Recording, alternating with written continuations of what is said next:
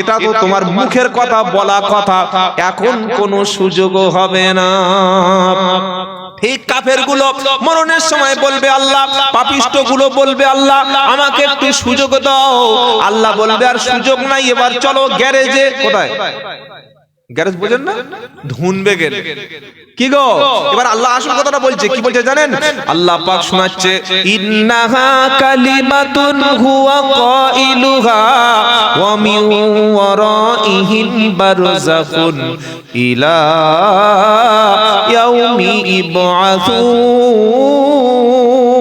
মাঝখানে একটা পর্দা থাকবে যার নাম হচ্ছে আলমে বারযাখ, পরকালীন জিন্দেগি। মানুষ যখন মারা যায়, এই যে মরণ থেকে আর কিয়ামত পর্যন্ত একটা সময় মাঝখানে থাকে, এই সময়টার নাম কি? আলামে বারযাখ, পরকালীন জিন্দেগি। ওই কবরে কি হয়, কবরের শাস্তিটা কেমন দেয়া হয়, ওখানে কিভাবে মারপিট চলে, ওখানে কিভাবে শাস্তি দেয়া হয়, এটা হাদিস বা কোরআনে আল্লাহ তাআলা কিছুটা বর্ণনা করেছেন। কিন্তু ওটা এমন একটা ঘাঁটি, এমন একটা সেন্টার, এমন একটা আযাব, এমন একটা ব্যাপার, ওইটা আপনি কোনোদিন সেখানে না গেলে আপনি বিশ্বাস করতে পারবেন। ও যতই বোঝাই কি গো, এই কারেন্ট, এগুলো কারেন্টে চলছে, লাইটগুলো কারেন্টে চলছে তো।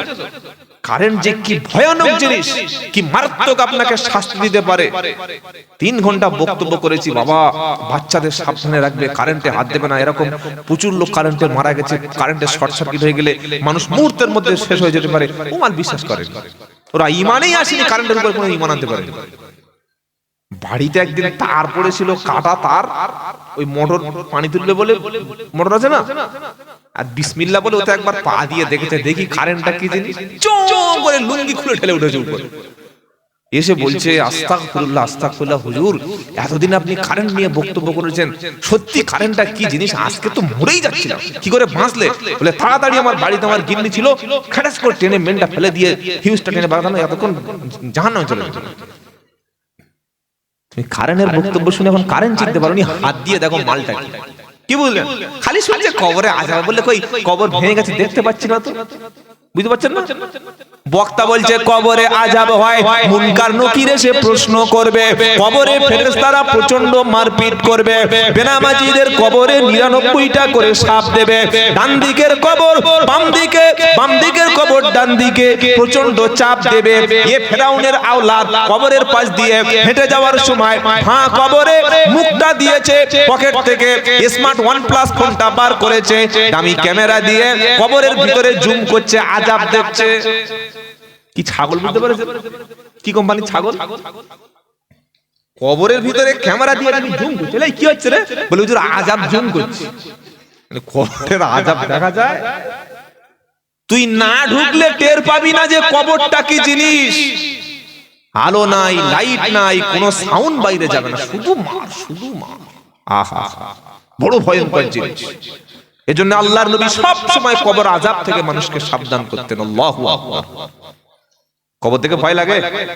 একদিন মাটির ভিতরে হবে ঘর, রে মন আমার কেন বাঁধো দালান ঘর, প্রাণ পাখি যাবে উড়ে পিঞ্জার ছেড়ে।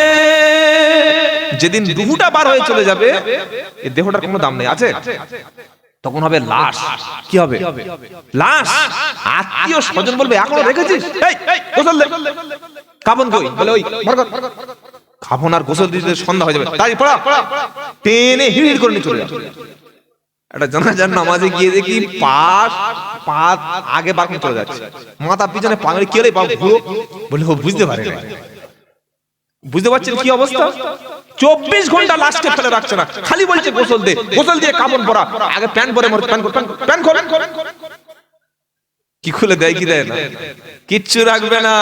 এই চাদর, এই পাঞ্জাবি যেটা না খুলতে পারবে, ব্লেড মারবে না, মারবে না। আরে হ্যাঁ না বলেন না? কোমরের বেল্ট, কোমরের ডোর, হাতের সেই কালো সুতো, তারপরে হাতের সোনার যে আংটি ছিল, গিয়ে দেখি আঙ্গুল শুধু টেনে বার করে। কি হলো? বললে সোনার আংটি এক ভরি, কেউ ছাড়ে? ছি ছি ছি, এর নাম হচ্ছে মরণ। আহা, ভয় করো। তোমার দেহে কোনো কাপড়, দুনিয়ার কিচ্ছু নেই, দুনিয়ার যে কাপড়টা পরেছিলে সেটাই তোমার রাখছে না, তুমি কি নিয়ে যাবে বাবা? তবে মোবাইলটা তো কবরে থাকবে, মাঝে মাঝে খুব ভালো আছি গো, কি করছি বলবে নাকি? সুযোগ নাই। আহা, তার নাম হলো কবর। তার নাম কি?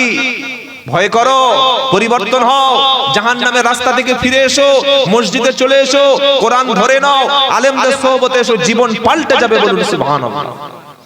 কারণ এই দেহটা একদিন মাটির সঙ্গে, দেহ তোমার চরমচর গলে পচে যাবে, শিরা উপশিরা গুলি ছিন্ন ভিন্ন হবে, মুন্ডু মেরুদণ্ড সবই হবে খণ্ড খণ্ড, মুন্ডু মেরুদণ্ড সবই হবে খণ্ড খণ্ড, মাটির উপরে পড়ে রবে সব, রে মন আমার কেন বাঁধো দালান ঘর। সকলে কবরকে দেখে ভয় করবো ইনশাআল্লাহ। কবরের আযাব দেখা যায় না বললে হুজুর যা দেখি না, বিশ্বাস করি না। আমি বললাম তাহলে অক্সিজেনটা দেখা। ও যুক্তি দিচ্ছে কবরের ওই মানে কবর ভেঙে গেছে, ওতে ক্যামেরা OnePlus বা ওই আইফোন নিয়ে ভালো করে জুম করেছে, করে বলছে কই সাপটা দেখা পাচ্ছে না, বলছে যা দেখি না, বিশ্বাস করি না। ও বিজ্ঞান শিখে এসছে স্কুল থেকে, দামি বিজ্ঞান, কি বুঝলেন, ভালো একটা থিওরি শিখে এসছে, যা দেখি না বিশ্বাস। আমি বললাম ভাই অক্সিজেন আছে, বললে হ্যাঁ, বাতাসে অক্সিজেন ছাড়া মানুষ বাঁচে না, তো অক্সিজেনটা দেখা। তখন দেখে মাথা চুল করছে। আমরা অক্সিজেন গ্রহণ করি, যেটা বাতাসে ত্যাগ করি ওটার নাম কি? মিথেন নাকি কি জানেন না? Carbon dioxide, CO2, carbon dioxide. আমি বললাম ভাই কার্বন ডাইঅক্সাইডটা দেখা, তখন দেখি দাড়ি চুল করছে, আর কিছু বলতে পারছে না। তো অক্সিজেন দেখাতে পাচ্ছি না, কার্বন ডাইঅক্সাইড বিশ্বাস করলে কি করে? স্যার আইজাক নিউটন নাম শুনেন নাই? কি গো, বসেছিল আপেল গাছের তলায়, উপর থেকে আপেল পড়লো, বলল সব যা পড়ছে উপর থেকে নিচে, মাল উপরে উঠছে না কেন? গবেষণা করে আবিষ্কার করলো লয় গ্র্যাভিটেশন, অর্থাৎ মাধ্যাকর্ষণ শক্তি। ওটা যদি না থাকতো পৃথিবীর অস্তিত্বই থাকতো না। কই ওটা দেখা, মাধ্যাকর্ষণ শক্তিটা দেখাও। দেখাতে পারবে? পারবে না। এই যে করোনা গত 4 বছর আগে ছারখার করে দিয়ে গেল, করোনা দেখেছো না? বিশ্বাস করি। কি বুঝলে? মুখে গুরুর মতো মোটা মাস্ক পরে ঘুরছে এখনো পর্যন্ত মাস্ক। পরশুদিন তার আগের দিন কালিমুল্লাহ ভাই ছিল, আমরা দুজনে ত্রিপুরায় ছিলাম, এয়ারপোর্টে দেখি মুখে 3টে মাস্ক পরে ঘুরছে। শালা এখনো করোনা আছে নাকি রে? কি বুঝলে? এত ভয়, সব বিশ্বাস করে কিন্তু কবর আযাব না দেখে বিশ্বাস করে না। আর ঈমানটা কি বলছে? আল্লাযীনা ইউমিনুনা বিল গায়বি ওয়া ইউকিমুনাস সালাতা ওয়া মিম্মা রাযাকনাহুম ইনফিকুন। যারা গায়বের উপরে ঈমান এনেছে, নামাজ কায়েম করেছে, আমি আল্লাহ তাদের যে সম্পদ দিয়েছি তার থেকে যারা দান করেছে, ওরাই হলো প্রকৃত মুত্তাকি। জোরে বলুন। না দেখেই ঈমান আনতে হবে। পারা নাম্বার 29, পৃষ্ঠা নাম্বার 2, আয়াত নাম্বার 12, সূরার নাম সূরা মুলক। ইন্নাল্লাযীনা ইয়াখশাউনা রাব্বাহুম বিল গায়বি, ভালো করে শুনবেন, ইন্নাল্লাযীনা ইয়াখশাউনা রাব্বাহুম বিল গায়বি লাহুম মাগফিরাতু ওয়া আজরুন কাবীর। নিশ্চয়ই যারা আল্লাহকে না দেখে ভয় করেছে, তাদের জন্য আল্লাহর পক্ষ থেকে আছে ক্ষমা এবং আল্লাহর পক্ষ থেকে মহা পুরস্কার। জোরে বলুন। তোমার মা বলেছে তবে তুমি তোমার বাপকে বাপ বলে বিশ্বাস করো। জন্মের সময় তুমি দেখেছো ওটা তোমার বাপ, ওটা কি করে বিশ্বাস করলে?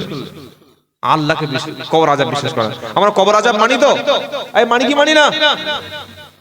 আল্লাহ আমাদের কবর আযাব বিশ্বাস করার তৌফিক দান করুন। তাহলে ওই যে মারা যাওয়ার পর থেকে আর কিয়ামত পর্যন্ত যে লম্বা একটা টাইম, এই যে পিরিয়ডটা, এই যে সময়টা, ডিউরেশনটা, এটার নাম কি? পরকালীন জিন্দেগি, আলমে বারজাখ।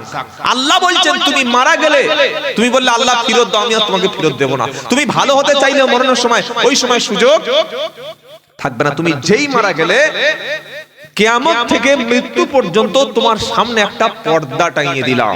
কি টাঙিয়ে দিলাম? পর্দা। এইবার তার পরের আয়াত আল্লাহ কি বলছেন?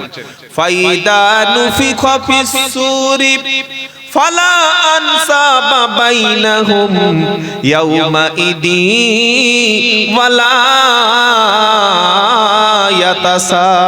ইয়াতাসাআলুন। ও আল্লাহ ওয়ালা ভাইরা, আপনি ঠিক করে রেখেছেন উমুক মুফতি সাহেব, উমুক হুজুর সাহেব, উমুক বক্তা সাহেবের সঙ্গে আমার সম্পর্ক ভালো আছে, উনি আমাকে কোনো না কোনো রাস্তা বার করে দেবে। কি গো বাবাজিরা, কেউ যদি এমএলএ এর সাথে, প্রধানের সাথে, এমপির সাথে, থানার আইসির সঙ্গে, পুলিশের সঙ্গে ভালো সম্পর্ক থাকে, তার মনে ধারণা বিপদে পড়লে নিশ্চয়ই এমএলএ সাহেবের একটা ফোনে কাজ। জোরে বলুন। থানার ওসির সঙ্গে আমার বন্ধুত্ব, আমার বড় জামাই বাবু থানার বড় বাবু, কি গো, হ্যাঁ গর্বের সঙ্গে বলছি, আমার ভাইপো এমএলএ, আমার ভাইজি জামাই প্রধান, খালি একটা ফোন করলে 1.5 গাড়ি পুলিশ আসবে। বলি না, বলি না। আল্লাহ বলছে ফাইদা নুফিকা ফিস সূরি ফালা সাবা বাইনাহুম ইয়াউমা ইদি ওয়ালা ইয়াতাসাআলুন। যাদেরকে সারা জীবন মুরগি জবাই করে খাইয়েছো, যাদের হাতে টাকা দিয়ে পকেটটা ভরিয়েছো, তোমার পুকুরের মাছটা খাইয়ে যাদের পুরো সন্তুষ্টি করে দিয়েছো, যাদেরকে দাওয়াত করে খাওয়াতে যারা টাকা না নিলে তুমি খুশি হতে না, যাদেরকে বাড়িতে এনে পাটি পে দিয়েছো, ছিল তোমার মনে ধারণা এরা খুশি থাকলে আমার আখিরাতে বেড়া পার কেউ আটকাতে। মনে থাকবে ইনশাআল্লাহ। কোরআন সামনে খুলে দিয়ে বলল ফাইদা নুফিখা ফিস সূর, যেদিন ইসরাফিল আলাইহিস সালাম সিংহা নিয়ে বাঁশি নিয়ে দাঁড়িয়ে আছে, আল্লাহ বলবে দাও বাজিয়ে দাও, সঙ্গে সঙ্গে বাজিয়ে দেবে, আর কবর থেকে সবাই পঙ্গপালের মতো উঠে যাবে। ফাইদা নুফিখা ফিস সূরি ফালা আনসাবা বাইনাহুম, যখন ইসরাফিল আলাইহিস সালাম বাঁশিতে ফু দেবে, তোমাদের বংশ সম্পর্ক, আত্মীয়তার সম্পর্ক, রিলেশন, রিলেটিভ, বুঝতে পারছেন না? ভাইয়ের সম্পর্ক, বোনের সম্পর্ক, বাপ বেটার সম্পর্ক, স্বামী স্ত্রীর সম্পর্ক, বন্ধু বান্ধবের সম্পর্ক, সব সম্পর্ক সেদিন ছিন্ন হবে। একই কবরস্থানে বাপের কবর, ভাইয়ের কবর, স্বামীর কবর, স্ত্রীর কবর, দাদার কবর, ভাবির কবর একই কবরস্থানে আছে। যেদিন কিয়ামত হবে, ইসরাফিল আলাইহিস সালাম যেদিন বাঁশিতে ফু দেবে, ওই পাশাপাশি কবর থেকে উঠবে বাপ, উঠবে ছেলে, উঠবে মা, উঠবে ভাই, উঠবে স্বামী স্ত্রী পাশাপাশি কবর দিয়েছে। আর কবর থেকে কিয়ামতের দিন যেদিন সবাই উঠেছে, স্বামী তার স্ত্রীর মুখের দিকে তাকিয়ে কি দেখছো? তুমি কি চিনতে পারছো? হ্যাঁ, এটা কিয়ামতের দিন হবে। আল্লাহ বলছেন ফালা আনসাবা বাইনাহুম, পরস্পরের মধ্যে যে বন্ধন, আত্মীয়তার বন্ধন ছিন্ন, চিনতে পারবে। স্ত্রী স্বামীর দিকে বলছে কে কে, তাকে চুপচাপ আছে। ভাই ভাইয়ের দিকে কে, তুমি চিনি, তার নাম কিয়ামত। আল্লাহু আকবার। আবার এই কথাটা আরো ক্লিয়ার করে বলছে সূরা আবাসা, পারা নাম্বার 30, সূরার নাম আবাসা। কি ইয়াউমা ইয়াফিরুল মারউ মিন আখিহি ওয়া উম্মিহি ওয়া আবিহি ওয়া সাহিবাতিহি ওয়া বানিহি লিকুল্লি ইমরিইম মিনহুম ইয়াউমা ইদিন শাআনুন ইগনি। 5 জন আমাদের আপন বন্ধু। ইয়াউমা ইয়াফিরুল মারউ মিন আখিহি, ভাই, মা, বাপ, স্ত্রী, সন্তান, সবচাইতে 5 জন আমাদের আত্মীয় না, আত্মীয় না, কি গো, হ্যাঁ, আমাদের সবচাইতে রিলেশন যাদের বেশি, যার সঙ্গে আমাদের সবচাইতে বেশি রিলেটিভ 5 জন, বাপ, মা, ভাই, স্ত্রী আর সন্তান। এই 5 জন যে কোনো বিপদে পড়লে 5 জনের মধ্যে কেউ না কেউ আসে, আসে কি আসে না? আর আল্লাহ বলছে এই পাঁচজন প্রথমে পালিয়ে যাবে। ইয়াউমা ইয়াফিরুল মারউ মিন আখিহি, ভাই পালাবে, পালাবে, একদম কোথায় চলে যাবে খবর পাবে না, ভয়েতে পালাবে। ভাই ভাইয়ের থেকে দৌড় দেবে। ওয়া উম্মিহি, এবার মা দৌড়াচ্ছে। ও আবিহি, বাপ দৌড় দেবে। বাপ চলে গেল, মা চলে গেল, ভাই চলে গেল। এগুলো গল্প বলছে নাকি? কোরআন প্রত্যেকটা কথা আল্লাহর বাণী। আমি শুধু খালি আপনাদের শুনিয়ে যাচ্ছি আল্লাহর কালাম থেকে।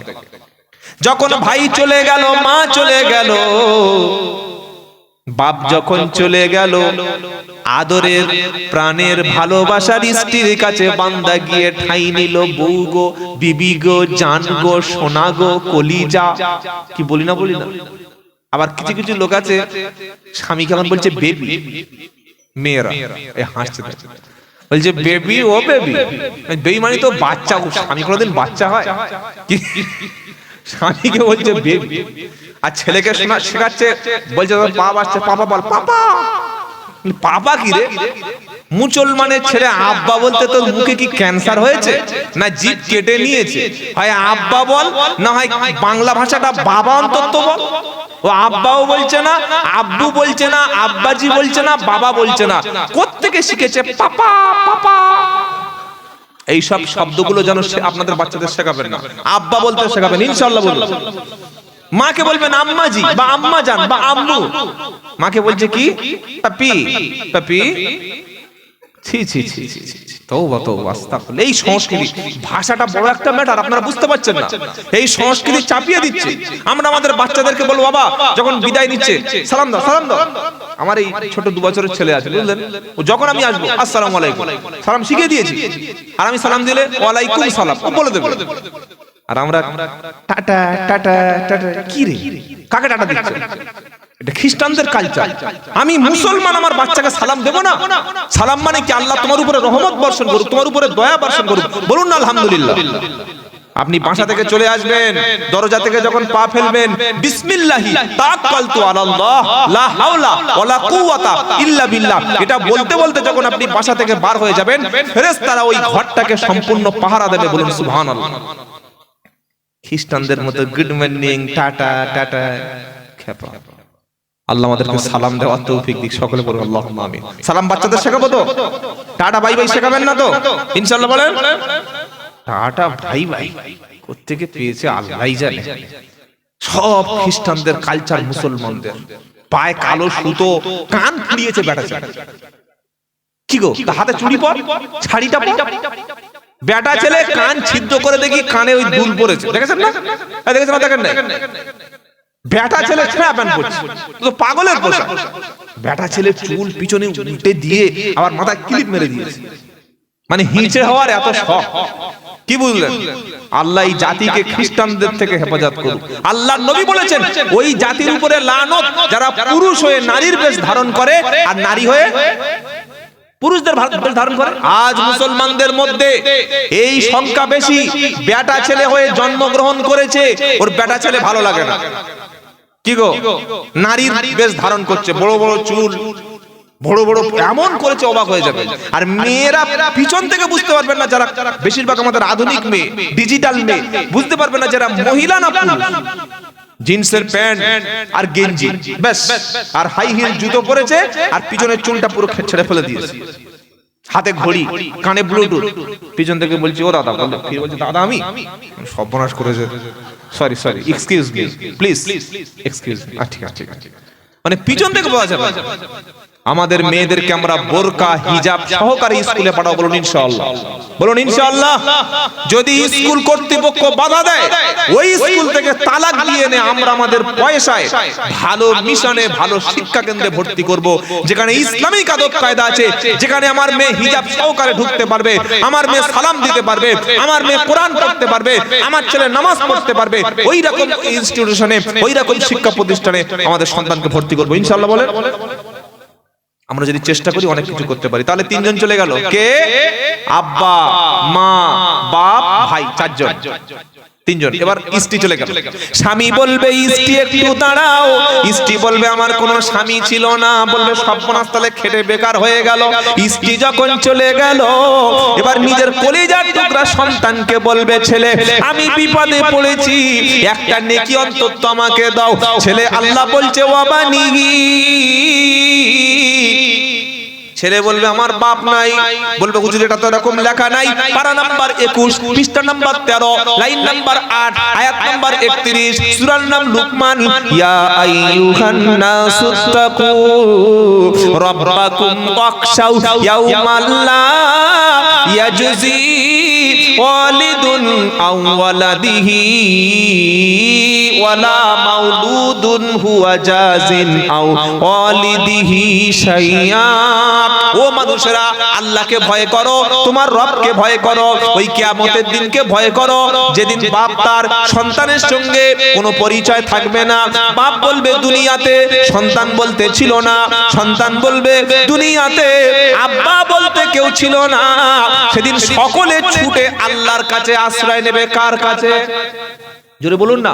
ফাইদা বারিকাল বাসার ওয়া খাসাফাল কামার ওয়া জুমিয়াশ শামসু ওয়াল কামারু ইয়াকুলুল ইনসানু ইয়াওমা ইদিন আইনাল মাফার কাল্লা লা ওয়াজার ইলা রাব্বিকা ইয়াওমা ইদিনিল মুস্তাকার।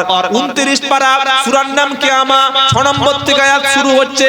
ফাইদা বারিকাল বাসার, যেদিন কিয়ামতের অবস্থা দেখে চক্ষুটা ফেটে যাবে, চোখের দৃষ্টি হারিয়ে ফেলবে। ওয়াকাসাফাল কামার, চাঁদের জ্যোতি যেদিন হারিয়ে যাবে।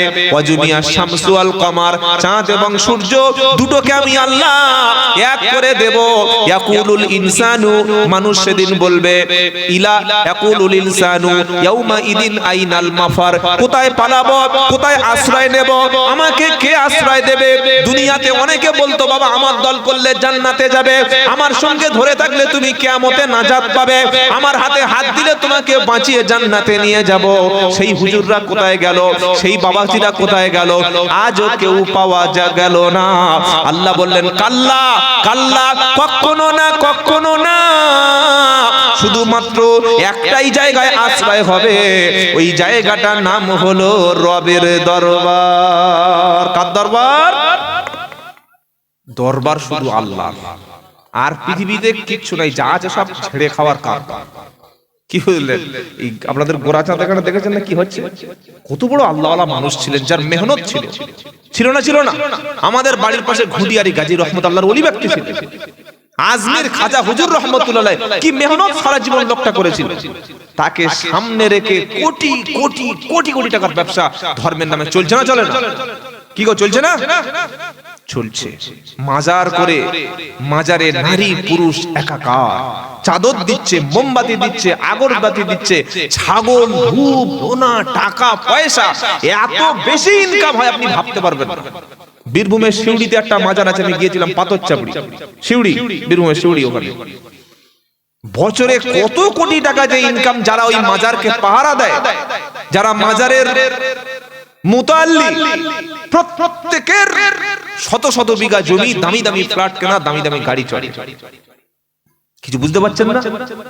তারা বলে এখানে টাকা দাও, এখানে পয়সা দাও, এখানে চাদর দাও, এখানে সাহায্য চাও, এখানে সেজদা করো, এখানে মান্নত করো, করলে ওই আল্লাহর ওলি বা পীর সাহেব উনি কবর থেকে তোমার ভাগ্য পাল্টে দেবে। বলুন নাউজুবিল্লাহি মিন যালিক। আমরা কোন পীরের কবরে যদি যাই, সেখানে চাইতে যাব না, সেখানে পয়সা দেব না, টাকা দেব না, চাদর দেব না, ধূপ ধোনা কিছু দেব না। একটাই কাজ সেখানে করতে পারি, সেটা হচ্ছে জিয়ারত। কি ঠিক বললাম না ভুল বললাম? শুধুমাত্র আল্লাহর কাছে বলবো, আল্লাহ আপনার ওলি বান্দা কবরে চলে গেছে, তার মতো ওলি হওয়ার তৌফিক দাও, আল্লাহ তুমি তাকেও ক্ষমা করে দাও। এর বেশি কিছু বলা যাবে? আমি এসেছি বাবা, আপনি কিছু একটু দিন, সহযোগিতা করুন, আমার কারখানাটা ভালো চলছে না, একটু ঠিক করে দিন, নতুন গাড়ি কিনেছি একটু দেখুন, আমার ছেলেটা চাকরি হচ্ছে না, ইন্টারভিউ একটু আটকে যাচ্ছে দেখুন, মেয়েটা ভালো ছেলে, বলা যাবে? এগুলো বলার জন্য কে আছে? কে আছে? আরে তুমি মাগরিবের নামাজে কি বললে? এশার নামাজে এখন আল্লাহর সামনে কি বলে তুমি বলে নাই? ইয়াকা নাবুদু ওয়া ইয়াকা নাস্তাঈন। বলেছি না বলি নাই? এটা বলি নাই?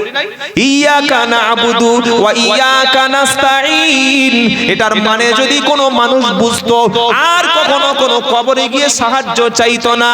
ইয়াকা নাবুদু ওয়া ইয়াকা নাস্তাঈন, আল্লাহ শুধুমাত্র তোমার ইবাদত করি, তোমার কাছে দাসত্ব করি, তোমার কাছে চাই, তোমার কাছে ইবাদত করি। ওয়া ইয়াকা নাস্তাঈন, আর শুধুমাত্র তোমারই সাহায্য চাই তোমার কাছে, তোমার ইবাদত, তোমার কাছে সাহায্য চাই। পৃথিবীতে তুমি ছাড়া আমার কোনো সন্তান দেওয়ার কেউ নাই, তুমি ছাড়া আমাকে সুস্থ করার কেউ নাই, তুমি ছাড়া আমাকে ভাগ্য পরিবর্তনের কেউ নাই, তুমি ছাড়া আমাকে বিপদ থেকে কেউ উদ্ধার করার কেউ নাই। এটার নাম হলো সূরাতুল ফাতিহার অর্থ ইয়াকা নাবুদু ওয়া ইয়াকা নাস্তাঈন। আল্লাহ তোমার ইবাদত করি, তোমার কাছে সাহায্য চাই, এটা বলছো আবার কবরে সিজদা করছো, এটা বলছো আবার মাজারে চাদর দিচ্ছ, এটা বলছো আবার মাজারের ক্যাশ বাক্সে পয়সা দিচ্ছ, এটা বলছো আবার মাজার দোয়া পানি খাচ্ছ, এটা বলছো আবার পীরের নামে মান্নত করছো। তোমার ঈমান বলতে আল্লাহর উপরে কিছু নাই। এটা শুনে কষ্ট হচ্ছে নাকি আপনাদের? আমল যতই ভালো হোক, ঈমান যদি তার শিরক মিশ্রিত ঈমান থেকে গেল, কি বলছি বুঝতে পারছেন না? আমল প্রচুর, নামাজ রোজা হজ যাকাত দান সদকা, কিন্তু তার বিশ্বাস যে আল্লাহ যেমন সাহায্য করতে পারেন, আল্লাহ ফরিয়াদ শ্রবণ করেন, ঠিক আল্লাহর অত হয়তো পারে না, আল্লাহ চাইলে একটু কম কেউ করতে পারে, ঈমান গেল। সেজন্য আমরা মাজারে যাব না, আমরা মসজিদে যাব ইনশাআল্লাহ। বলুন ইনশাআল্লাহ। মাজারে পয়সা, ছাগল, টাকা পয়সা, হাদিয়া কিছুই দেব না। আমাদের আশেপাশে যে মাদ্রাসাগুলো চলছে ওখানে এতিম আছে না নাই? আছে, মিসকিন আছে, গ্রামে বিধবা মা আছে, অসুস্থ মানুষ আছে, মানুষ খাওয়া পাচ্ছে না, মানুষ সন্তানকে লেখাপড়া শিক্ষা দিতে পারছে না। হাজার হাজার মাদ্রাসায় ছেলেদের কি খাওয়াবে? সকালবেলা মুহতামিম সাহেব চিন্তায় পেরেশান হয়ে যায়, টাকা নিয়ে দিয়েছে কবরে। কবরে টাকার কি কাজে লাগছে? চাদর দিচ্ছেন কবরে। তিনি যদি সত্যিকারের পীর হন, তিনি যদি সত্যিকারের আল্লাহর ওলি হন, অবশ্যই দুনিয়ার ওই 250 টাকা দামের চাদর না, আল্লাহর জান্নাতি চাদর আল্লাহ কবরে পীরকে দিয়েছেন। বলুন সুবহানাল্লাহ। তুমি চাদর নিয়ে কবরে ছুটে ফেলে দিয়েছো কবরে, ওই চাদর কি কাজে লাগবে? চাদর যদি দিতে হয় এই শীতকালে রাস্তায় যারা পাগলা বসে আছে তাদেরকে দিয়ে দাও। তোমার মাকে একটা কম্বল কিনে দাও, তোমার বোনকে একটা ব্ল্যাঙ্কেট কিনে দাও, তোমার পাড়ায় বিধবা মহিলা আছে রাস্তা ঠক ঠক করে কাঁপছে, তাদের জন্য 10 পিস কম্বল কিনে দাও, আল্লাহ জান্নাত পেয়ে যাবে। বলুন সুবহানাল্লাহ। কবরে আলো দিয়ে লাভ নাই, কবরে বাতি দিয়ে কোনো লাভ নাই। আলো তাদের দরকার যারা অন্ধকারে বাস করছে। আল্লাহ আমাদের সবাইকে কবর সম্পর্কে সজাগ থাকার তৌফিক দান করুন, সকলে বলুন আমিন। 5 জন যখন চলে গেল, সবাই যখন বিচ্ছিন্ন হয়ে গেল, আল্লাহ পাক কি বলছেন আয়াতে? ফাইদা নুফিখা ফিস সূরি ফালা আনসাবা বাইনাহুম ইয়াউমাইদি ওয়ালা ইয়াতাসাআলুন। প্রথমে আল্লাহ বলেছে কেউ কারোর খবর নেবে না, আর দ্বিতীয় অংশে বলছে কেউ কারোর জিজ্ঞাসা করবে না। ভাই কেমন আছো? তোমার আমলনামা কি? তুমি জান্নাতি না জাহান্নামী? তোমার আল্লাহ ক্ষমা করে দিয়েছে কিনা? তুমি কেমন আছো? কবর থেকে উঠবে যেদিন, সেদিন কেউ কারোর জিজ্ঞাসাও করবে না। ফামান সাকুলাত মাওয়াজিনুহু ফাউলাইকা হুমুল মুফলিহুন। এবার আল্লাহ তাআলা বান্দাদের সবার সমস্ত আমলগুলো সেদিন ওজন করবে। আমাদের ওজন আর আল্লাহর ওজন পার্থক্য আছে নাই?